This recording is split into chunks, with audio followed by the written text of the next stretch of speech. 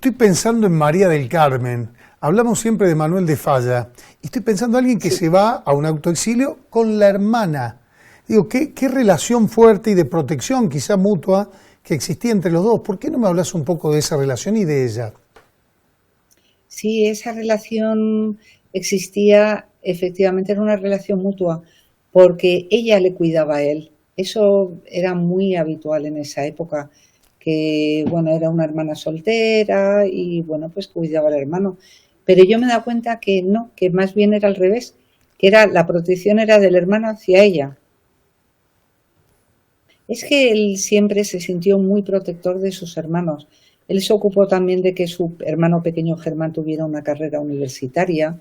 Se ocupó de todo para que él estuviera en París, él estudió arquitectura en París. Y era una época en la que la familia tenía muchas dificultades económicas y él se ocupó de eso. Y igual también con su hermana María del Carmen. Y se preocupaba mucho por su... O sea, él pensaba como que su hermana era como un ángel puro y no le dejaba ir a escuchar, por ejemplo, El amor orujo. Pensaba que no era apto para ella esa música, Por por cuidarla. ejemplo. Claro, por cuidarla. Qué bárbaro. Que no, Ganó, sí, no perdón. defiendo eso, que yo soy mujer del siglo XXI y no lo defiendo, pero era otra época. Era otra Era otra época. época. Era otra época, claro. ¿Ganó dinero? ¿Ganó mucho dinero el maestro? Por épocas. Tuvo momentos de muchísimas dificultades porque hay momentos en los que sí, que él recibe ingresos de propiedad de derechos de autor por su obra, él dirigía conciertos, también le pagaban por ello, pero era una persona muy austera. Aunque él en algún momento tuviera en su cuenta corriente dinero, él dedicaba mucho dinero a obras de caridad, no le gustaba la ostentación, nunca buscó el lujo. Pero realmente hubo momentos en los que él tuvo muchas dificultades porque, por ejemplo, durante el periodo que él está en Argentina, no le llegan ingresos de derechos de autor porque es la Segunda Guerra Mundial y sus editores eran ingleses, franceses e italianos, con lo cual no había manera. Y le tuvieron que ayudar mucho, claro, los amigos. Incluso tengo entendido que en ignorancia de él le ayudaban, ¿no? En ignorancia de él, porque si él lo hubiera sabido, no lo habría admitido. Por ejemplo, el alquiler de la casa de Altagracia, él pagaba una cantidad y el precio realmente era muy superior y lo pagaban sus amigos. ¿Cuál era el papel que jugaba la religión en su vida? Total y absoluto. Para él la religión era tan importante como podía ser la música, en plano de igualdad.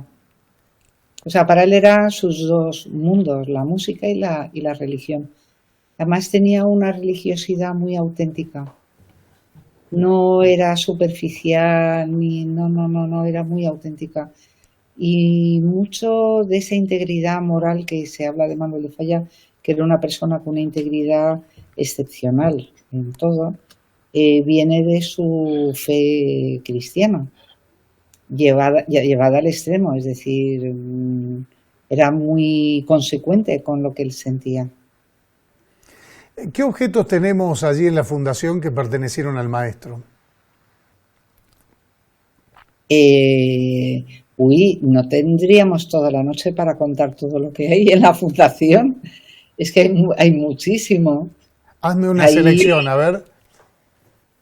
Venga, voy a hacer como un paseo así virtual por la fundación. Según se entra, bueno, pues estamos hablando de cientos de miles de cartas, en torno a 6.000 manuscritos musicales, una biblioteca personal de 4.000 volúmenes, hay sus anteojos, sus gafas, batutas, metrónomo, tarjetas de visita, cuadernos de cuando él era niño y estaba estudiando y escribía en el cuaderno, hacía algún dibujo. Tenemos cosas tan curiosas como que él tenía un grandísimo amigo en Barcelona que se llamaba Gisbert. Él era empresario y era corbatero, hacía corbatas y pañuelos y y tenía unas cintas para marcar las corbatas con el nombre de Falla Inarrugable.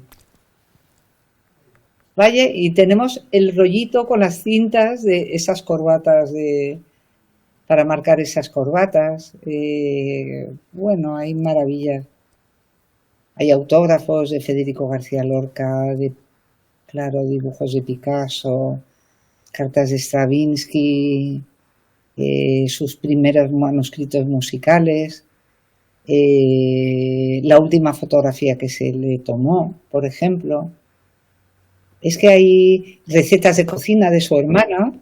Podemos saber, una vez hicimos un acto en el jardín del Auditorio Manuel de Falla con alguna de las recetas que hacía María del Carmen. Hamburguesas, de todas las... Ya que me tocaste ese punto, ¿qué comía el maestro? ¿Cuáles eran sus platos preferidos? Ahí ya no lo sé. Eso lo sé. Y las recetas, entonces nos pero quedamos... me parece muy bonito para tratarlo, ¿eh? Me Sí, parece claro. un tema muy bonito. ¿Y las recetas de María del Carmen cuáles eran? No recuerdo, pero sí. A ver, sí, esta especie como de filete ruso que es como una hamburguesa. Tendría que mirarlo, no lo recuerdo. Es que han pasado muchos años y... No, y además Pero es mucha... muy interesante. Es mucha información. Se decía que él antes de venir a Argentina había tenido un romance ¿puede ser con una prima hermana de él? Sí, pero esto fue antes de irse a París. Antes de irse a París, él era muy jovencito. Y era una prima segunda, María Prieto Ledesma, y él estaba enamoradísimo de ella. Y fue su director espiritual el que le recomendó que se olvidara de esa historia, diciéndole que era una historia que no iba a tener ningún futuro.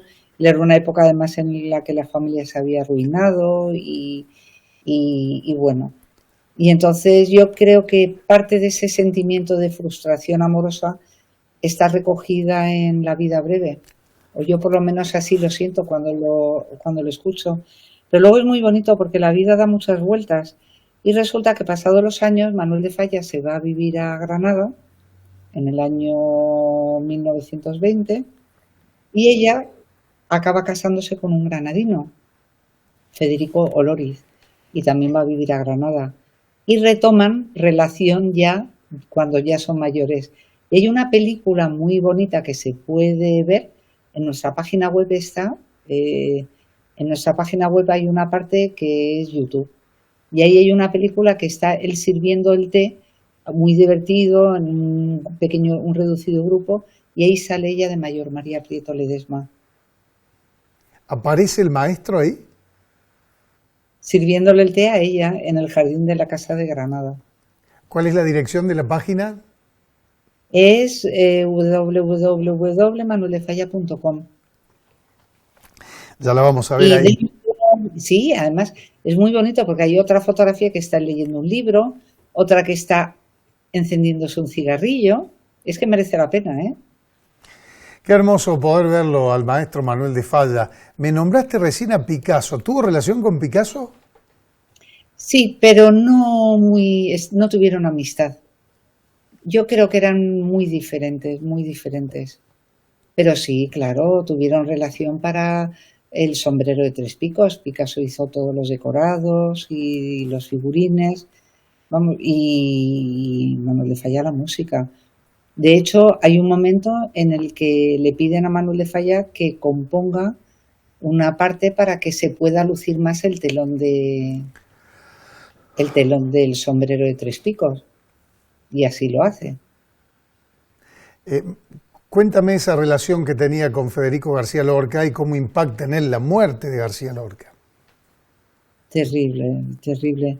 Bueno, tuvieron una amistad hermosísima, una amistad muy sincera de dos personas con diferentes de edad, porque había diferencia de edad entre ellos, pero rápidamente congeniaron.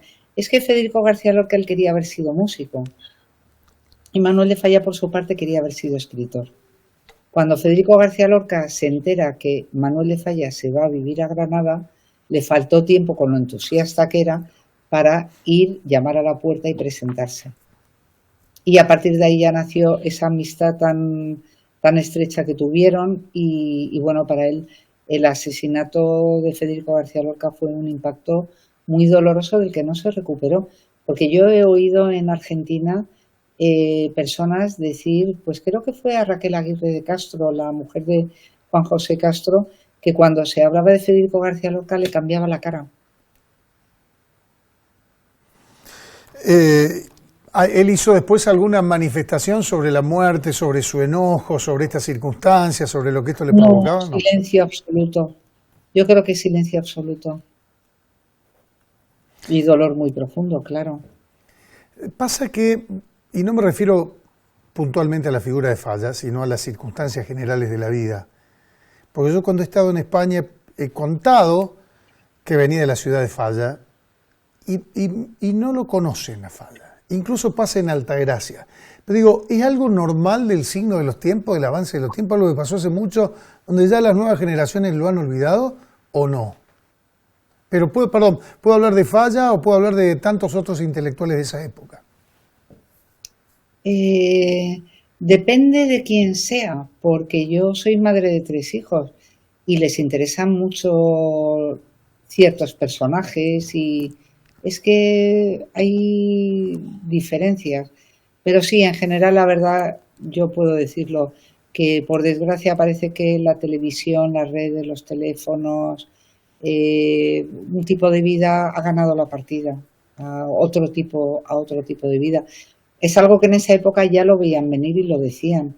Hablaban mucho en esa época de la vida moderna, de que se ha perdido el sentido de las cosas. En esa época se quejaban ya y del ritmo de vida, pero bueno, ahora es que todo eso ha ganado la partida. Hay personas que viven solamente para comprar, para consumir, para estar todo el día pegado a una pantalla. ¿Quiénes son las personas que van a la fundación?